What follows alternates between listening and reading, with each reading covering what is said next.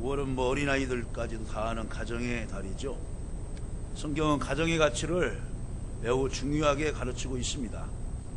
하나님께서 세상을 창조하시고 또 아담과 하와를 만드신 후에 또 가정을 이루게 하시고 또 생육하고 번성하여 땅에 충만하라고 하는 문화적 사명을 주셨습니다.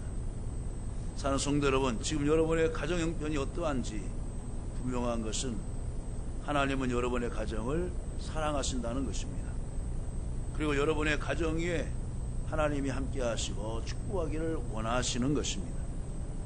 근데 여러분, 사랑과 행복은 기다리는 것이 아니라 차지하려고 노력할 때 오는 것입니다.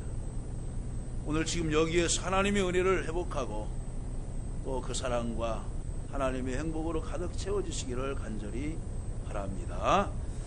오늘 현대를 살아가면서 우리가 잘못 착각하고 있는 것 가운데 하나는 행복에 대한 개념입니다. 오늘 우리는 행복이라고 할 때 소유를 먼저 생각합니다. 소유관념. 그래서 행복을 어떤 환경적인 것으로 생각하고 있습니다.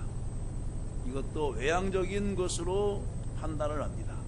많이 가졌을 때에, 풍요로웠을 때에, 또 아니면은 외모나 모든 것에서 남보다 좀 뛰어나다고 생각할 때에, 또 이치도 어느 정도 올라 있을 때에 사람들이 나를 존경해주고 또 인정해줄 때 거기에서 만족을 행복이라고 생각합니다. 물론 그러한 면도 없잖아 있겠죠. 행복의 어느 부분은 될 수가 있습니다. 그러나 그것이 행복의 전체는 아닌 것입니다. 사실 우리가 생각하고 있는 행복이라는 것은 지극히 상대적인 것에 불과합니다. 우리나라가 세계 경제 대국으로 OECD 또 이렇게 올라가고 지금 이제 머지않아서 개인당 소득이 3만 불에 가까운 시기가 오고 있습니다. 그런데 서울 시민에게, 국민들에게 행복지수를 물어보니까 저는요 중상층도 아니고요 빈곤층에 속해요. 그러면서 행복감을 느끼는 국민들이 그렇게 없습니다. 그런데 반면에 방글라데시나 아니면 이제 그 못 사는 나라 필리핀 뭐 이런데 아프리카의 나라 백성들에게 또 물어보면은 행복합니다. 네팔에서 온 이제 그 산업 연수생을 알고 있었어요. 그 나라는 어때? 아니 1년 거반 눈으로 쌓여있고 산에서 살고 하는데 행복해? 그럼요. 자기네들이 믿는 힌두교나 아니면 또 이렇게 불교, 하나는 또 유교, 복합적인 종교를 믿는데요.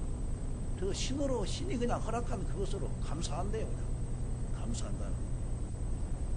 거기에서 우리가 제가 많은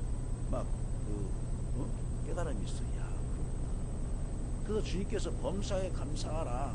이는 그리스도 예수 안에서 너희를 향해서 하나님의 뜻이냐. 감사할 때 행복이 오게 되는구나. 네? 행복이 되는구나. 그것을 깨달았습니다. 오늘 어린이 주일입니다. 사실 과거 20세기가 도달하기 전까지 어린이는 하나의 인간이나 인격체로 간주되기보다는 부모나 사회의 구성물 정도로 취급되어 왔습니다. 성경에서도 예수님께서 베시다 광야에서 이제 오병이어의 기적으로 5,000명을 먹였을 때에 그 5,000명의 수가 장년만 5,000명이라고 했어요. 부녀자들, 어린아이는 바로 그 인구수에도 들어가질 않았어요. 또 애굽에서 출애굽할 때 가나안 땅을 나아갈 때에도 그들이 60만이 되었다고 전에 나왔어요. 그런데 어린아이들까지 합치게 됐을 때에 부녀자들까지 합치게 됐을 때 250만에서 약 300만으로 추정하고 있습니다. 역시 그때에도 어린아이나 부녀자들은 인구수에도 포함되지를 않았던 것입니다. 우리나라에도 그런 역사가 있었습니다. 일제 때도 역시 그랬고 조선시대 때도 역시 그랬습니다. 그랬을 때에 1920년대 우리나라가 아직도 일본의 식민지로 있었을 때에도 어린이라는 단어는 존재하지도 않았다는 것입니다. 당시 어린아이를 부를 때 가장 많이 쓰여지는 보편적인 말 3가지가 있는데요. 이놈, 그 다음에 애새끼, 지역에 따라서는 아새끼, 북쪽에서는 이제 아새끼 그러잖아요. 아새끼, 애새끼. 그다음에 꼬마. 뭐 그렇게 해놓고 그랬죠. 야 꼬마야 일로 와봐라. 야 이놈아 일로 와봐라. 근데 당시 일본에 유학을 하고 있었던 속파 방정환 선생님은 이것을 안타깝게 여기셨어요. 민족의 미래는 다음 세대를 귀 여기는데 있는데 어린아이를 이렇게 취급하다니. 그러면서 어린아이에 대해서 자기가 먼저 뭐냐면 존댓말을 썼어요. 어린이, 그러니까 어리신이, 어린 분인데 그것을 이제 존대해서 어리신이, 어리신분, 그렇게 사용되면서 이것이 어린이로 사용되어지고 하나의 인격 제임을 선언했습니다. 이것이 1921년의 일이고 다음해인 1922년 5월 1일에 처음으로 어린이날을 제정하게 됩니다. 올해가 몇 주년이죠? 어린이날? 94주년 이렇게 되더라고요. 자, 그렇다면 그 후로부터 이제 어린이날은 정말 말 그대로 어린이의 축제로 이렇게 우리들이 알고 있습니다. 그래서 금년에 또 나라에서 어린이날 다음 6일을 하루 연휴로 해서 이제 쉬게끔 하고 가족들과 함께 또 시간도 보내고 여행도 하고 또 이렇게 맛있는 것도 먹을 수 있도록 기회도 주고 정부 차원에서 또 이렇게 한 것이 아닌가 생각이 되어집니다. 예수님 당시에 예수님께서 또 제자들이 서로 자리 다툼을 하고 있었을 때 예수님께 어린아이를 하나 불러다가 제자들이 이렇게 말했어요. 천국은 어린아이와 같지 아니하면 들어갈 수 없다. 이렇게 말씀하면서 오늘에서 본문에서 저희들에게 가르쳐준 교훈이 있습니다. 자, 그렇다면 예수님께서는 어린아이에 대해서 어떤 생각을 하고 계실까요? 또 계셨을까요? 첫째로 우리에게는 어린이는 우리가 배워야만 할 대상이라는 것입니다. 아니 목사님, 어른이 어린이를 가르치죠. 학원에서, 학교에서, 또 어디에서 어른이 어린이를 가르치죠.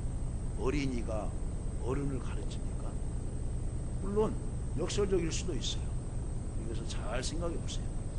본문에서 이런 발상을 깨트리는 말씀입니다.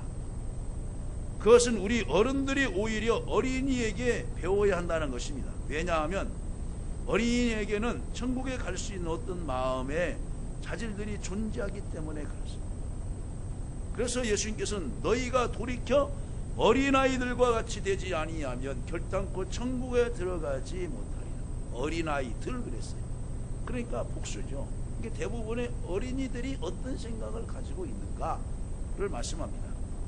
첫째로 하여금 천국으로 들어가게 만드는 마음의 자질은 무엇일까요? 첫째, 어린이들은 겸손합니다. 저 못해요.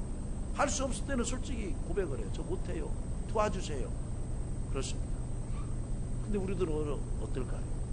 못하는 걸 하는 것처럼 할 때는 뒤로 빼고 너무나 거만을 부리고 그렇죠. 또 둘째로 어린아이는 단수성입니다. 순수해요. 순수합니다.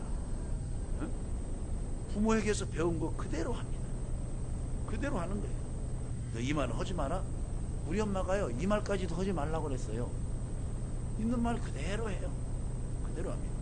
그래서 여러분, 어린아이들 앞에서 부모가 또 그 부모를 그냥 흉보거나 아니면 교회 누구를 뭐 흠잡거나 하잖아요. 애들이 그대로 보고 자라요. 그대로 보고 자라요. 셋째로는 의존성 믿음입니다. 부모를 전적으로 믿고 의지하는 거예요. 전적으로. 여러분, 풍랑이 일고 비바람 칠 때 어린아이가 무서워요. 엄마 무서워. 엄마가 여기 있어. 아빠가 여기 있어. 그럼 아이는 그 밤도 고이 잡니다. 밤에 광풍이 불든 천둥이 치든 비보라가 치든 벼락이 떨어지든 부모 곁에서 편히 잡니다. 여러분, 몇 년 전에 중국 수촨성에서 지진으로 많은 사람들이 죽었어요. 그렇죠? 구조활동하다 보니까 어린아이가 엄마 품에서 안겨 있다가 죽은 것도 봤어요. 그렇잖아요. 또 몇 시간 만에 엄마 등에 그 밑에 있다가 아이가 구출되는 것도 봤어요. 어린아이는 옆에 엄마 부모가 있으면 전적으로 의지합니다. 전적으로 의지합니다. 우리가 하나님 앞에 어린아이를 통해서 겸손을 배워야 될 줄로 믿습니다. 어린아이는 정말로 우리에게서 어떻게 보면은 하나님 앞에서 겸손하라, 주 안에서 낮춰라, 그리하면 주께서 너희를 높이시리라고 하는 그 말씀을 생각나게 하는 것입니다. 순전한 모습. 여러분, 우리가 믿음이 성장할수록 세상의 때가 너무나 묻어 있어요. 세상의 때가 너무나 묻어 있어요. 시간이 연륜이 되어 갈수록 하나님 말씀으로 정화가 되어져서 나의 거룩한 생각이 되어지고 그래야 되는데, 여기서 야금야금, 저기서 조금 야금야금, 또 여기서 좀 더러운 지식으로 채워져 있어요. 그리고 본질인 하나님의 말씀은 들어갈 구멍이 없어요. 목사님 이렇던데요, 저렇던데요. 자기 기준을 딱 맞춰놓고 무슨 말씀하려고 하면 안 들어요. 이것은 순진성이 퇴색되어 있다는 거죠. 퇴색되어 있어요. 이번 어린이주를 통하여서 여러분의 믿음이 어렸을 때 교회 처음 나왔을 때 그 믿음으로 회복되시기를 간절히 바랍니다. 예수님께서 말하셨어요. 돌이켜 그랬잖아요. 돌이켜. 돌이키다는 뜻은 뭐냐? 가던 길에서 방향이 잘못되었을 때 돌이키는 거예요. 돌이키는 거예요. 이번에 이제 개복교회 세미나를 은혜 중에 마치고 다음날 이 청주에 그 이제 그 한센시 병 이제 요양원이 있어요. 그래서 우리 임원들이 군사회에서 자고 다음날 같이 가게 됐어요. 제가 예배 말씀을 증가하기 때문에. 근데 장로님이 목사님 이곳으로 나가야 돼요. 아니 지금 내비에서는 더 가라고 하는데 아니요 이곳이 맞아요. 쭉 갔어요. 여러분 30-40분을 더 헤매하고 도착한 것이 11시 20분. 여기 내비로 보면 10시 50분이나 40분경에 도착하게 돼 있어요. 뺑도는 거예요. 국도 시간대로. 피곤하면 피곤한데 왜 그래요? 잘못 방향을 갔기 때문에. 돌아서 갑시다. 아, 이 길이 맞아요. 그 다음에 세 번째는 뭡니까? 바로 전적으로 우리가 주님을 의지해요. 믿으시면 아멘 하시기 바랍니다. 이스라엘 백성들이 광야에서 의지할 수 있었던 분은 누구십니까? 바로 하나님이십니다. 목마를 때 주님을 의지하고, 배고플 때 주님을 의지하고. 거기 내비서 없어요. 모세가 그 길을 한 번도 가본 적이 없어요. 우리는 가던 길을 쉽게 가잖아요. 그래서 어디에서 무슨 행사를 할 때 답사를 갑니다. 왜? 가서 허덕거리지 않으려고. 이 길인가? 저 길인가? 아, 이 음식점이든가? 저기든가? 그러면 시간도 걸리고 막 그 뒤에 있는 차 탄 사람들은 막 짜증을 해요. 아니 답사도 안 해봤어요? 지풍구에서 답사도 안 해봤어요? 그런 소리 안 들리기 위해서 경비는 들지만은 언제 답사해요? 자러 갑시다. 보러 갑시다. 아, 저기입니다. 그러면 순탄하게 잘 갑니다. 이스라엘 백성들이 광야에 나왔을 때 무슨 내비게이션 있어요? 모세가 한번 가나안 땅을 갔다 왔어요? 아니, 전적으로 성령님 의지하고 가는 거죠. 여러분도 앞날을 성령님 의지하시고 가시기를 주님의 이름으로 간절히 축원합니다. 그 다음에 두 번째는 어린이는 우리가 영접해야 할 대상입니다. 영접해야 할 대상. 약자에 대한 배려, 장애인들, 사회적 약자를 우리들은 그동안도 무시해요. 그들의 소리를 귀담아 듣고 해왔어. 귀담아 듣고 해왔어. 지난번 4월 28일이 무슨 날이었어요? 장애인 날이었어요. 18일입니다. 그런데 아직도 관공서를 갈 때 턱이 높죠. 휠체어를 타고 가려고 하는데 혼자 힘으로는 못 가요. 선거를 했죠. 여러분 4.13. 그때도 역시 선거를 하는데 너무나 높아요. 어느 선거사무소는 선거하는 데는 2층에 있어요. 아직도 정부에서는 뭐냐, 건강한 사람의 생각을 해서 그곳에다가 이제 많이 모일 수 있는 곳에다가 또 넓은 곳을 하다 보니까 어느 때는 2층에다가 계단이 많아요. 휠체어 아직 갈 수 있는 그 길이 만들어지지도 않는 것도 많아요. 왜 그래요? 약자에 대한 배려가 없었기 때문에. 여러분, 우리는 강자라고 하지만은 주님 앞에 보실 때는 우리는 다 어린아이 같이 약자인 것입니다. 그런 점에서 동양에서의 문화는 사회적 약자나 소수자들에 대한 차별적인 문화가 아직도 강하게 자리 잡고 있습니다. 엄격하게 말하면 우리나라도 동양 문화권에 속해 있습니다. 그 사회에서도 어린이나 혹은 젊은 사람이 나이 많은 사람을 영접하는 것이 당연시 되어 온 사회였습니다. 그런데 예수님은 이런 전통적 사고를 뒤집었습니다. 그래서 5절에서 이렇게 말합니다. 누구든지 내 이름으로 어린아이 하나를 영접하면 곧 나를 영접함이다 그랬습니다. 어린아이가 어른을 영접하는 것이 아니라, 물론 그것도 해야 되지만은 바로 어른이 어린아이를 영접해야 된다는 거예요. 왜? 그 어린아이를 주님 보듯이, 주님을 대하듯이, 주님의 외모를 보지 않죠? 어린아이가 코 올리거나 아니면 멋있게 단정하고 왔거나 바로 어린아이를 따뜻하게 영접해주세요. 제가 초등학교 시절 얘기를 좀 할게요. 초등학교 때 저는 검은 고무신이다, 머리는 여기에 막 부스럼 나고 지끌이 나오고 옷은 입은 다고다 옷이 있어요. 그러면 뭐 손수건이 여기 잘 챙겨지는 아니에요. 그럼 이것이 바로 손수건이에요.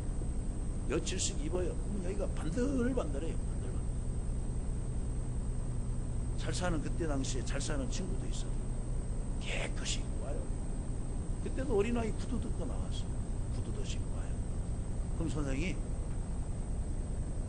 대충 잘하는 친구들을 가까이 해요. 왜? 그때는 스승의 날도 있잖아요. 봉투 주는 것이 이례적이었어요. 그분은, 그네들은 분명히 반장 세우고 또 무슨 뭐 세우고 세워요. 물이 없고 또 뭐냐, 옷차림이 허술하고 코가 이만큼 나오고 눈꺼가 와서 터널을 왔다 갔다 하는 친구들은 항상 번호도 뒷피, 알아도 손을 들어도 안 시켜줘. 그랬을 때 저에게 3학년 때 아직도 고마워라 하는 선생님이 있어요. 윤상신 선생님, 지금 목사님, 저번에 돌아가셨다고. 근데 뭐냐, 괜찮아, 예수님 너를 사랑해. 그분이 구암교회 안수집사님이셨어요. 이를 어린이날이나 또 비온 날은 자기 집으로 초청해가지고 그 사모님을 통해서 보리빵을 굽게 해서 아이들을 먹여요.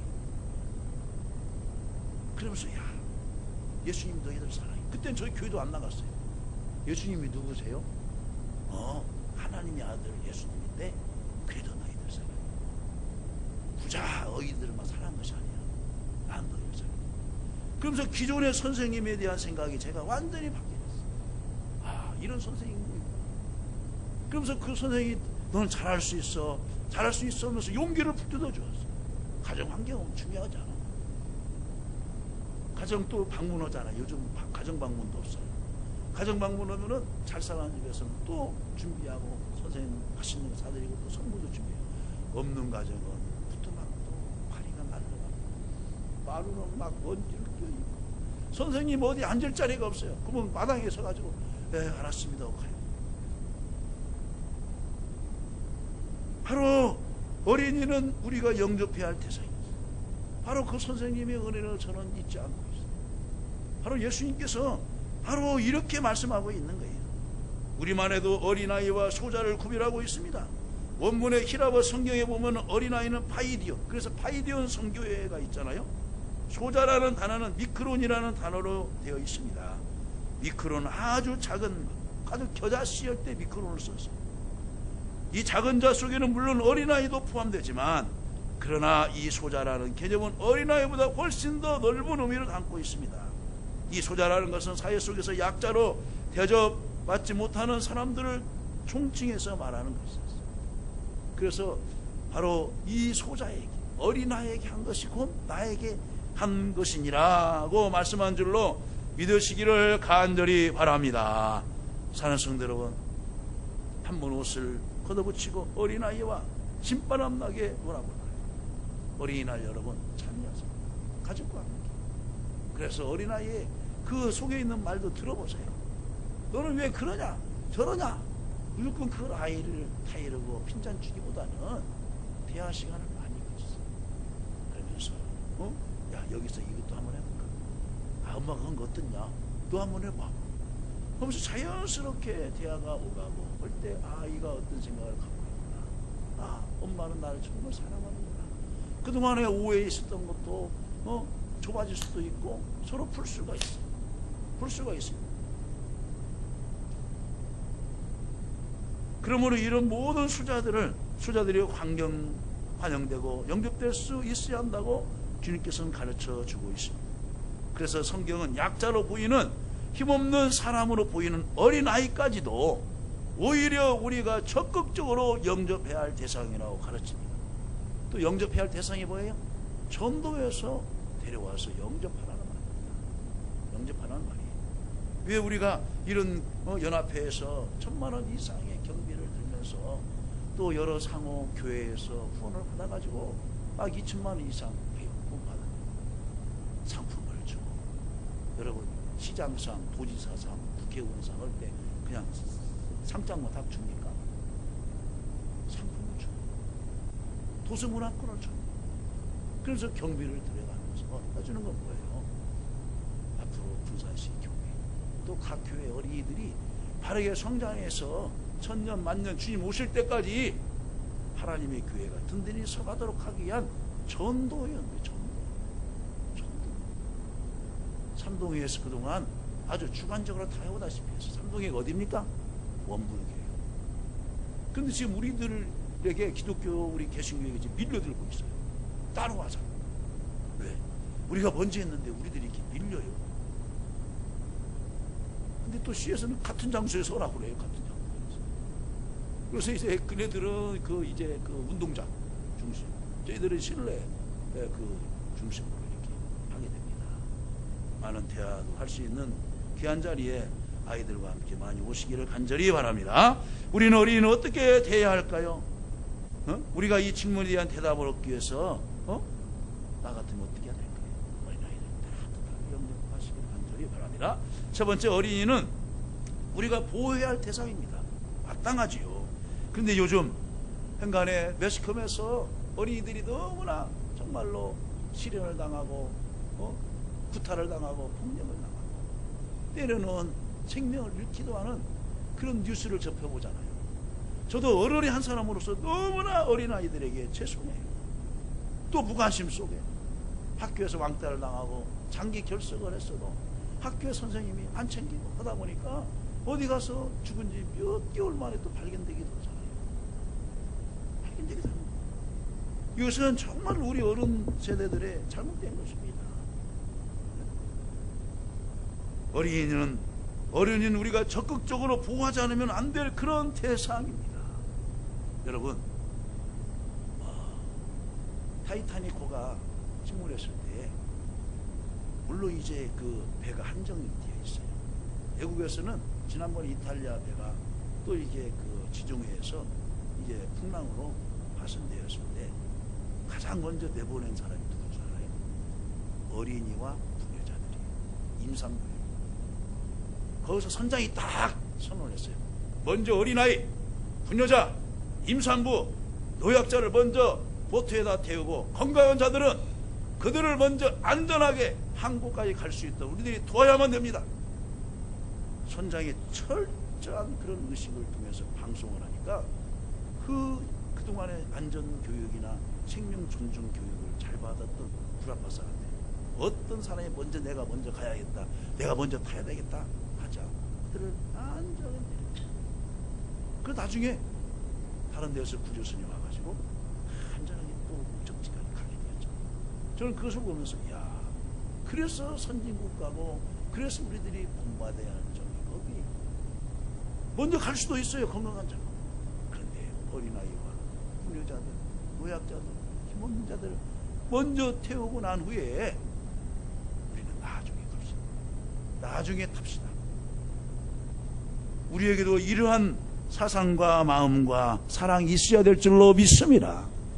우리 기독교가 초대 한국교회에서는 이런 마음 자세로 먼저 배려하고 사회를 생각하고 국가를 생각하고, 그래서 여러분, 나라가 위기에 있을 때 젊은이들이 젊음을 나라를 바쳐서 나라가 있어야 우리 교회도 있고 우리 젊은이도 있고 우리 후손도 있지 않습니까? 그래서 어려울 때 뛰쳐들어갔어요. 민족 33인 대표 중에 우리 기독교인이 16분이에요. 그러면서 우리는 자랑스럽게 여겨왔어요.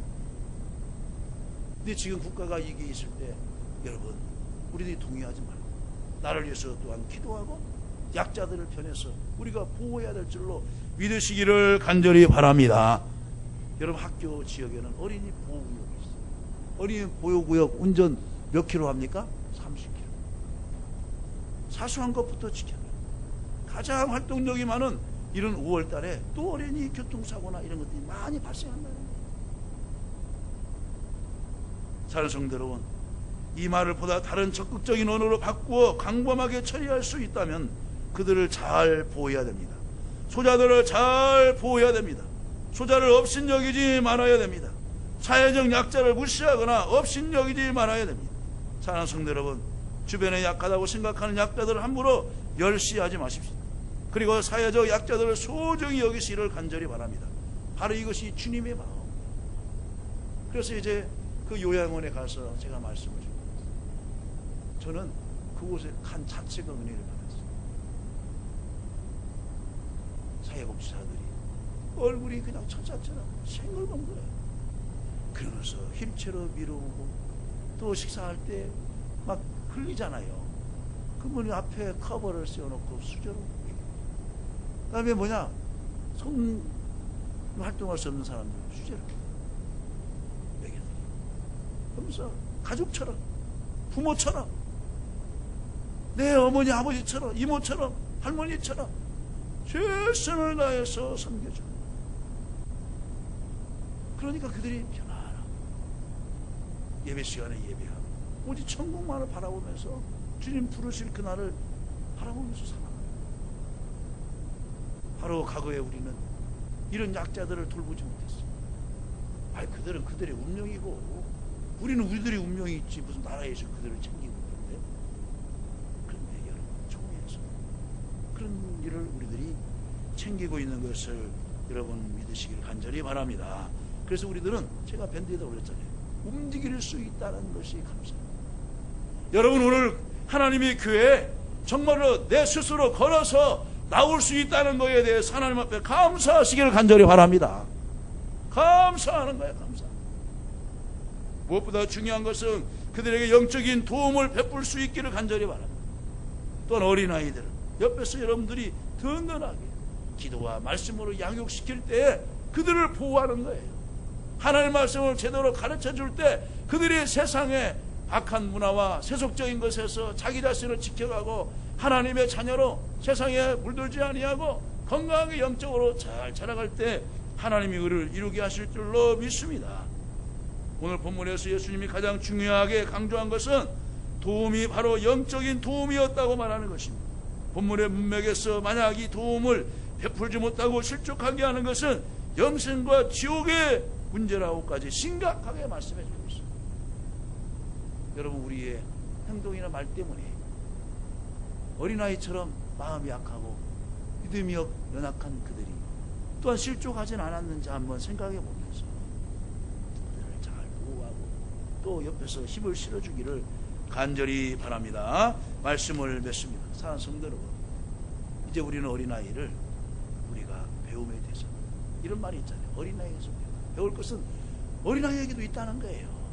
인사 잘하잖아요. 어린아이 우리 서로들 보이는 인사도 잘하고 또 어린아이를 보호하고 또 어린아이를 통해서 하나님을 전적으로 의지하는 그런 믿음을 갖기를 주님의 이름으로 간절히 축원합니다.